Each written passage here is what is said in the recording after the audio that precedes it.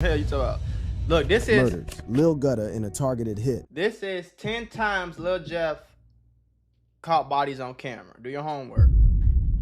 Y'all know I call him the Joker because he always smiling, but he keep catching bodies.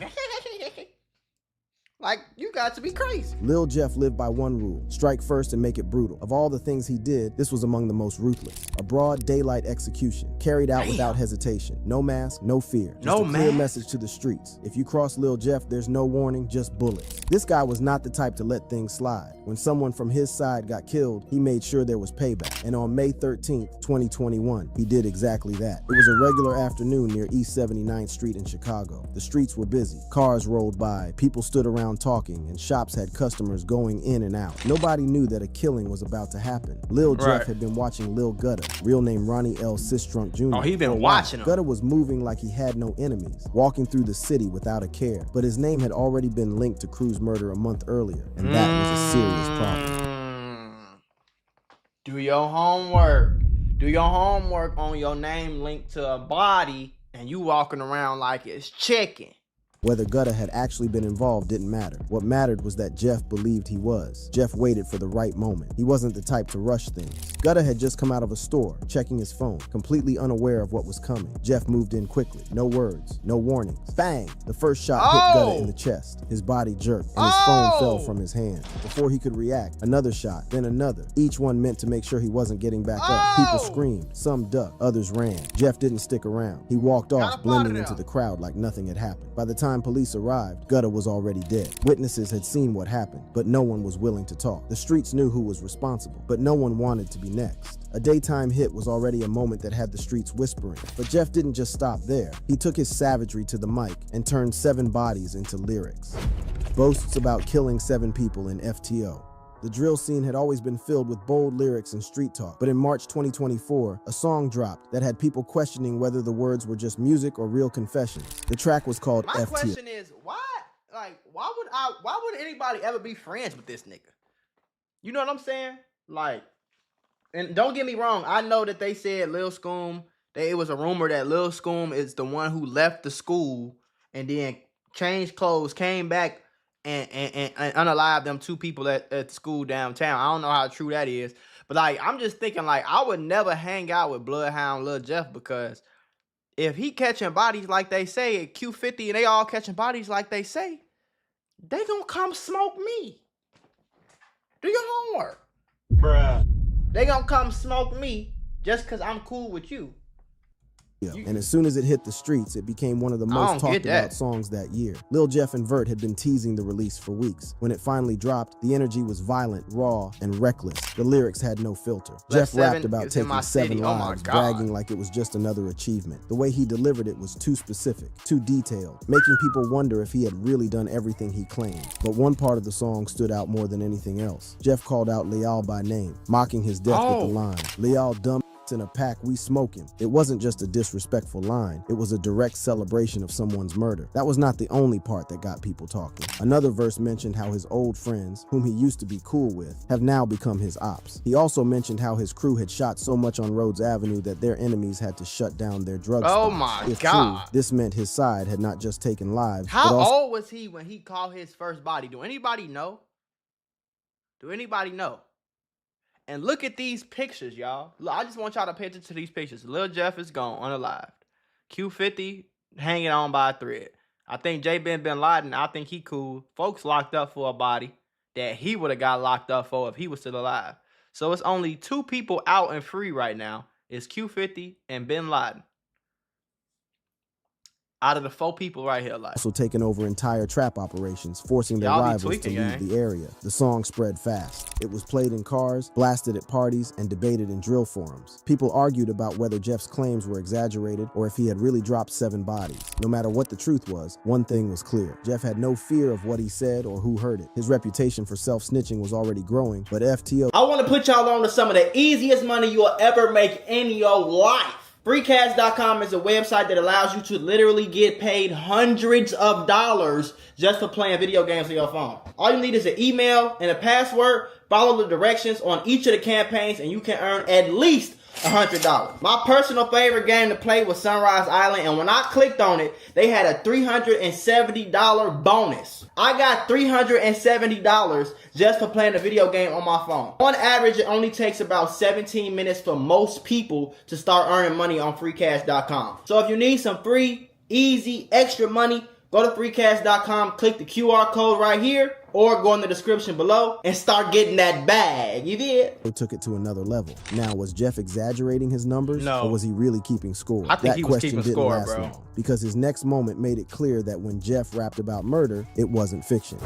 Gets revenge for Z-Money by killing Lil Pooh. Oh my Lil God. Jeff had been waiting for the right time, and when the moment came, he made sure it was merciless. Z-Money's death had left a wound that only blood could close, and in March 2023, Jeff set his sights on Lil Pooh. Pooh, real name Pierre Boozer Jr., had been moving around. Like nothing had changed. He still showed up in familiar places, still laughed with his people, still acted as if his name Wait, wasn't... hold on.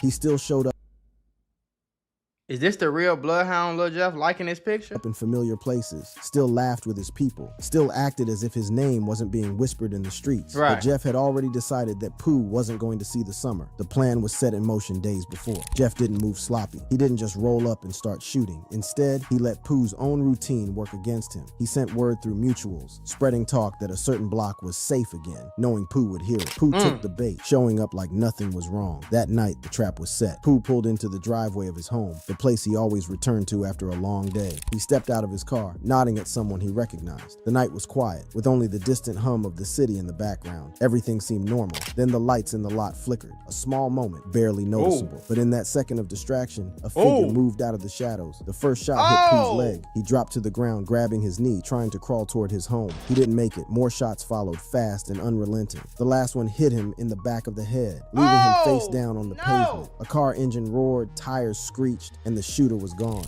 Witnesses stood frozen, and when the police arrived, nobody had seen a thing, but the streets knew. A year later, Jeff made sure the message was clear when he left a comment on an Instagram post about Pooh, confirming the motive. Disrespecting Z-Money came with consequences. Then came the leaked song, days before Jeff's own death. He rapped about hiding in the grass, waiting to strike, describing the exact way Pooh had been caught. After taking out Lil Pooh, crazy, bro.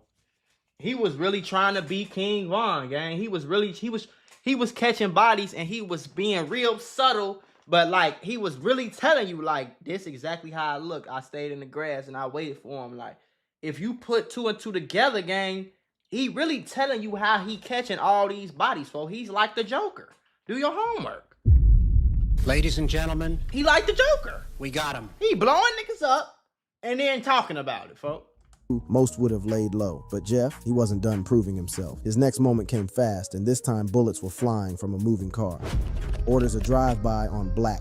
Lil Jeff had made a lot of enemies, and when things got serious, he did not hesitate to remove them. In March 2022, the streets started buzzing about a drive-by shooting in Chatham. The target was Roger Lewis, known as Black, a 33-year-old OG who had been well respected in his area. Black had been standing outside his house that evening. He was talking with someone, not paying attention to the street, unaware that a car had been rolling by slowly. The people inside were watching him closely, waiting for the right moment. The driver kept steady, and the backseat window was slightly open. As the car crept closer, there was a brief pause. Then the sound of rapid gunfire filled the air. Black barely had time to react. He tried to turn, but bullets had already ripped through him. His body dropped near the sidewalk as the car sped off, disappearing down the street before anyone could get a good look at it. The neighborhood fell silent for a moment. A few people ducked inside their houses. Others peeked out, already knowing there was nothing they could do. By the time the police arrived, Black was gone. A month later, a man named Trayvon Dix was arrested in connection. I heard that a lot though.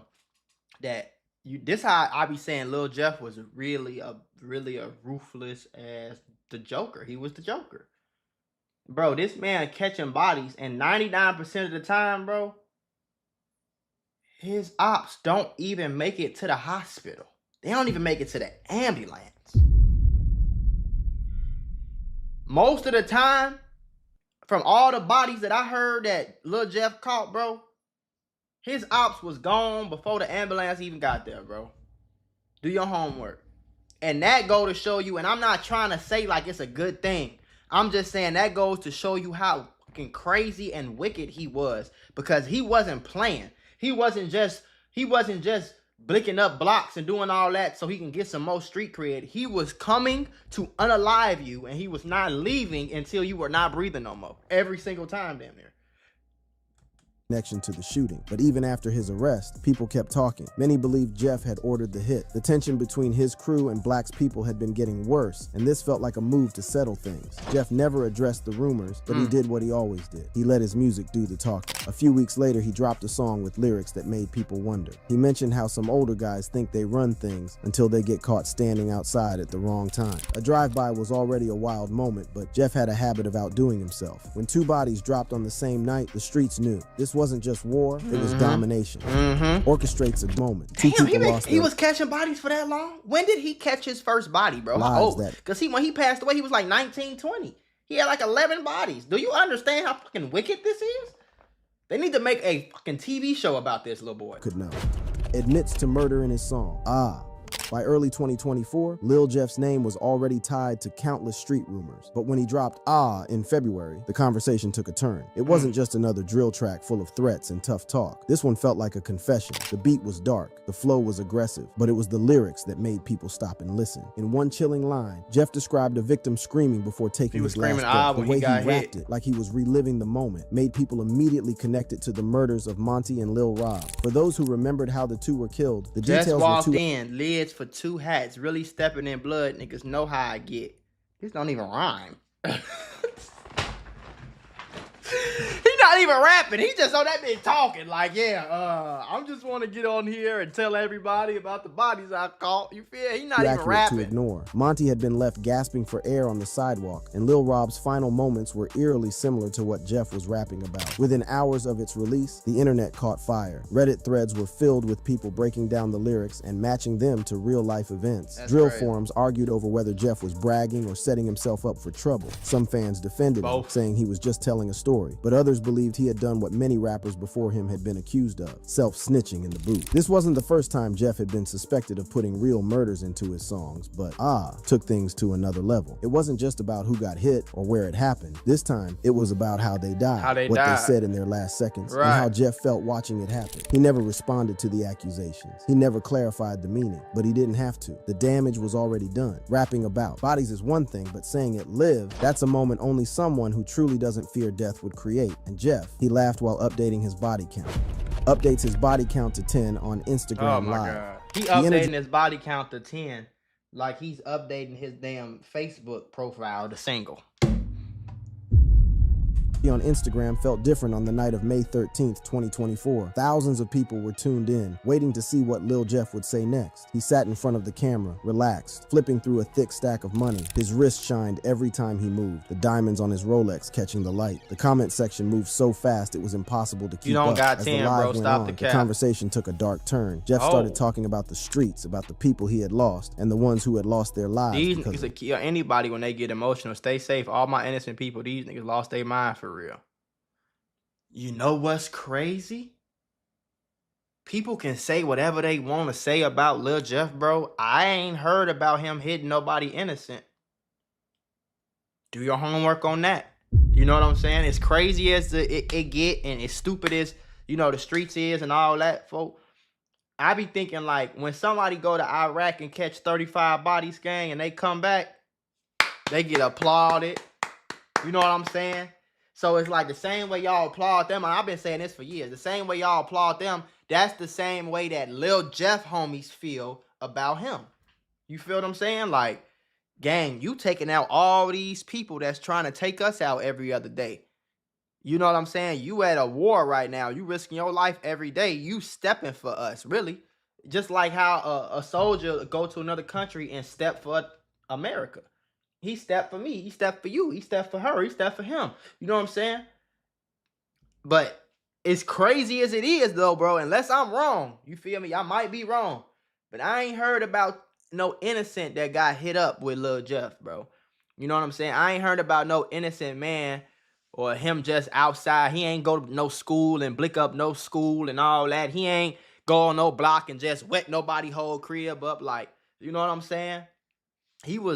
It seemed like he was taking out his ops, which is how the streets go. And as stupid as the streets is, that's the streets, though.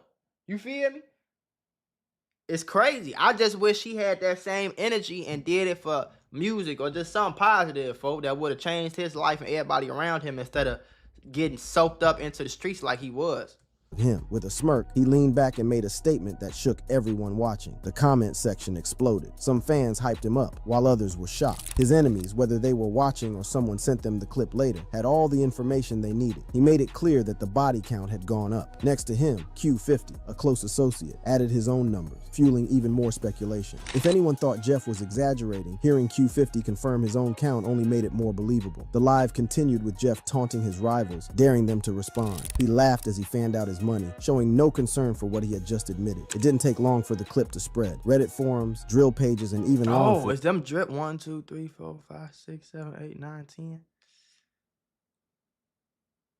He got it down his neck. Go for my brother. LOL, do the math. If you know, you know. If you don't, F you. And then he put all them dead. I ain't never seen this. This crazy. 1, 2, 3, 4, 5, 6, 7, 8, 9, 10. He got 10 dead emojis, 10 tears going down his damn. Enforcement were all talking That's about crazy. it. People debated if he was being serious or if it was all for attention. But those who knew how the streets worked believed every word. This moment made him a bigger target, not just for the police, but for the people he had been calling out. It was one thing to move in silence, but going on live and saying it out loud, that was something else. If claiming 10 bodies wasn't insane enough, Jeff's next moment had people shaking their heads. Not only did he kill, but he demanded the same from anyone who wanted to roll with him. Brags about his killing school requirement. In early February 2024, Lil Jeff's Instagram post had the city talking. He said he was going to start a killing school, and the requirement was a minimum of 2 bodies. I'm taking just a killing school. Class start next week.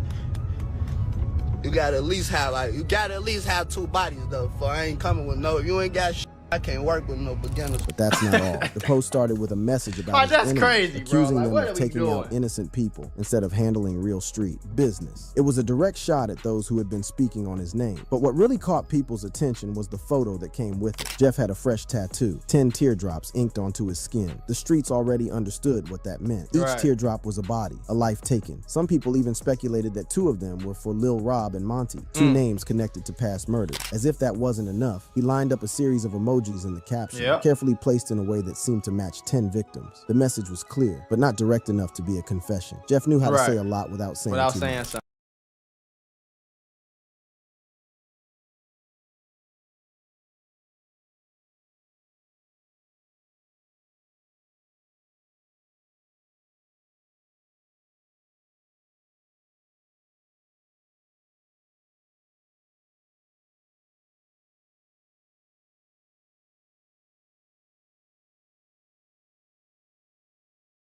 Posts a cryptic message listing his victims.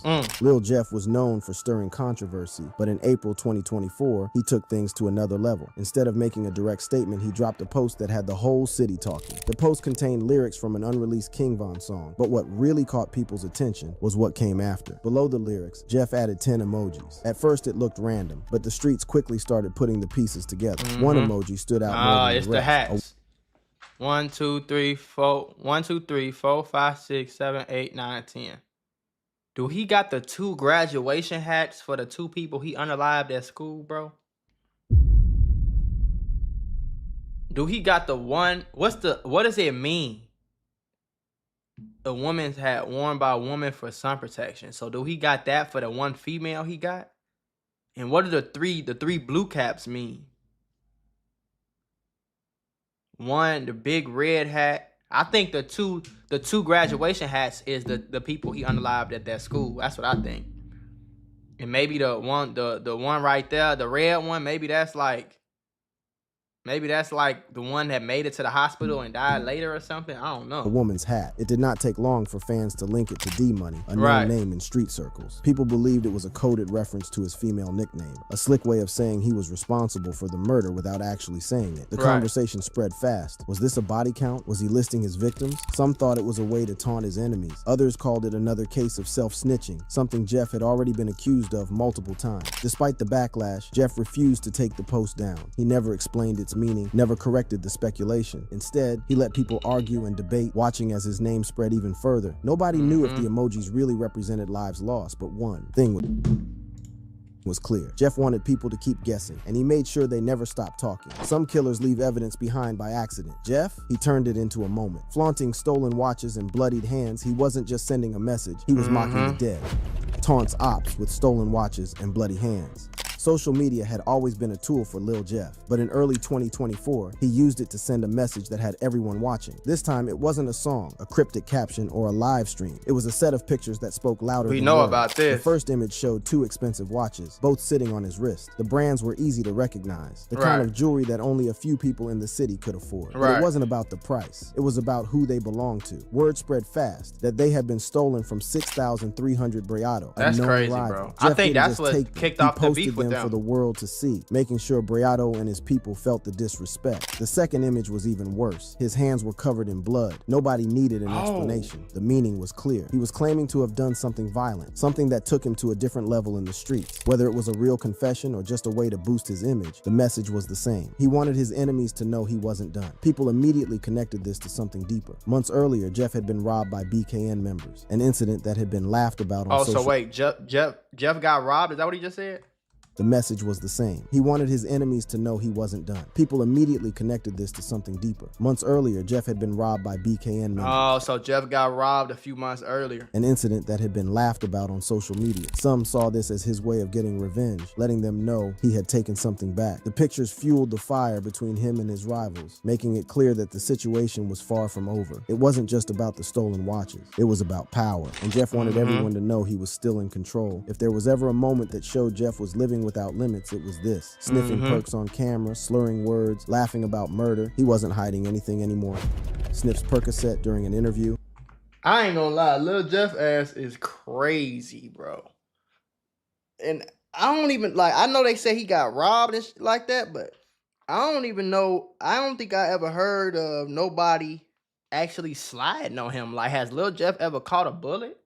You know what I'm saying? Like, he got unalived on a drill, you know, and some self-defense type shit. But I don't know if anybody ever, like, went outside looking for him. Sometimes when people be doing shit like that, bro, people really be scared of you. Like, you know what I'm saying? Like, even though you not bulletproof, some people will really be scared of you.